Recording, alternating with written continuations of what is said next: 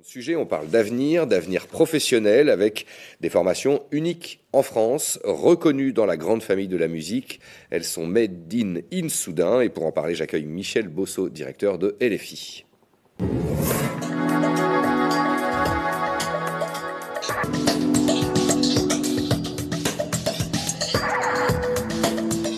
Bonjour Michel Bosso, merci d'être avec nous, directeur des formations d'Issoudun. Les stagiaires sont arrivés pour les différents titres et diplômes délivrés ici, je le disais, unique en France. On rappelle les différents métiers dont on peut finalement obtenir un diplôme ici à Issoudun.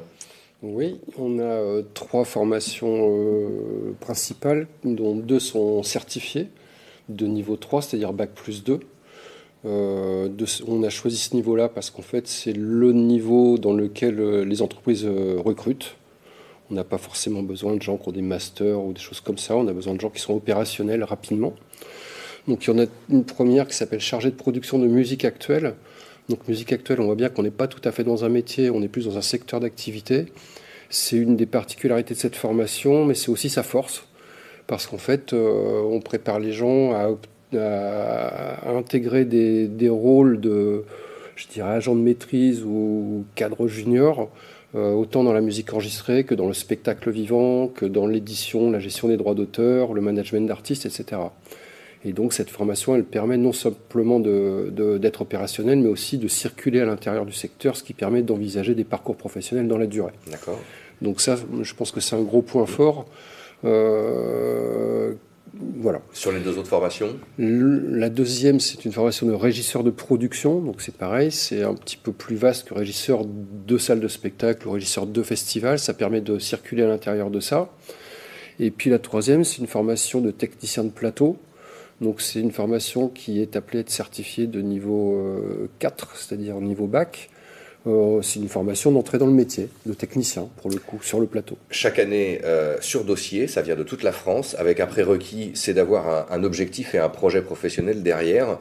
Et ce taux d'insertion, il est extrêmement fort, oui, avec aujourd'hui des anciens stagiaires qui ont des postes vraiment à responsabilité. Oui, tout à fait. On a un taux d'insertion qui est de l'ordre de 80%, ce qui est très important. Et moi, je pense que ça vient du soin qu'on prend à sélectionner nos stagiaires.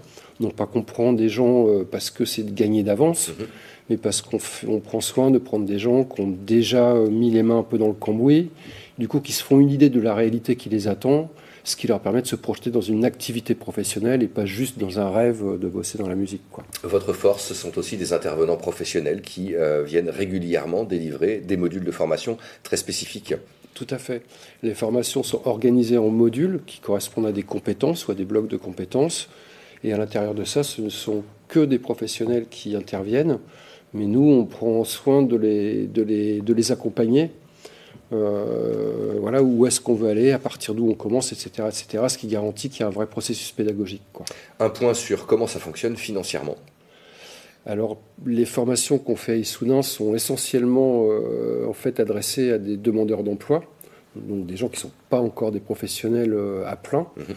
Donc, pour ça, on est financé essentiellement par 2 voies qui sont les financements du conseil régional. Donc, c'est une des missions de former des demandeurs d'emploi et un petit peu Pôle emploi. Et par ailleurs, on bénéficie d'une part de taxes d'apprentissage parce que nos formations sont certifiées. Il faut justement pérenniser l'activité en plein remembrement de la loi sur l'orientation professionnelle. Vous avez déjà et en amont travaillé sur un projet de développement. Il va concerner les années qui viennent. Ça s'appelle Tréma. 2 leviers, donc faire évoluer l'offre de formation et puis utiliser un peu les nouvelles technologies. Alors, vers quoi vous allez faire évoluer ces formations ? Comme je viens de le dire, pour l'instant, on forme essentiellement des demandeurs d'emploi. Et du coup, il y a une mission qui n'est pas tout à fait remplie, c'est de former les professionnels qui sont déjà en activité. Parce que ça bouge. Parce que ça bouge tout le temps. Il faut s'adapter. Et par ailleurs, le fait de former des professionnels, ça nous donne accès à d'autres sources de financement, qui sont les financements de la formation professionnelle à proprement parler. et qui sont d'un meilleur rendement, il faut le dire, que les fonds du conseil régional, ce qui n'est pas une critique, on fait avec les moyens qu'on a. Bien sûr.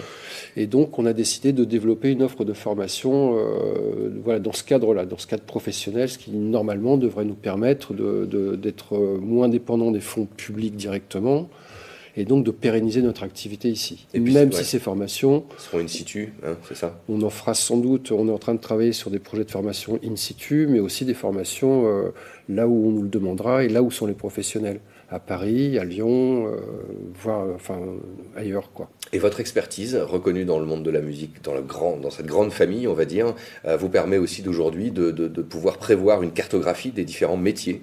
Oui, on a développé ça dans la durée, en réalité. Ça existe depuis le début. Il y avait un parcours possible dans les métiers. Donc on a retravaillé ça au vu de la situation actuelle, tout simplement, et on est en train de travailler un développement numérique de cet outil pour permettre d'une part aux arrivants dans le métier ou aux musiciens, par exemple, de savoir qui sont les professionnels à qui ils ont affaire, et du coup de comprendre qu'est-ce qu'ils peuvent attendre d'eux, et donc qu'est-ce qu'on peut dealer avec eux. Ça permet à tout le monde d'être plus efficace. Et en fait, cette cartographie, maintenant, on a pris le temps de la peaufiner. Maintenant, en gros, elle est à peu près validée par les instances professionnelles, ce qui veut dire qu'elle a acquis un statut autre que simplement être un outil pour nous de formation, mais qui est aussi un outil de repérage des métiers, des compétences, etc., etc. Donc il y a des développements à faire, notamment dans cette direction de repérage des compétences en vue de permettre aux gens d'envisager des parcours de formation et donc des parcours de développement professionnel. Ce projet va se donc décliner sur les 2-3 ans qui viennent. On a bien compris. Un dernier chiffre pour terminer très rapidement. Combien de stagiaires cette année sur une session de formation, sur les 3 formations?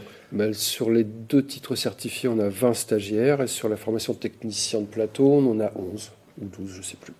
Merci beaucoup Michel Bosso, directeur de LFI, d'avoir descendu 2 étages pour venir nous voir. On voit justement ces quelques images de vos stagiaires. Merci à vous. Merci.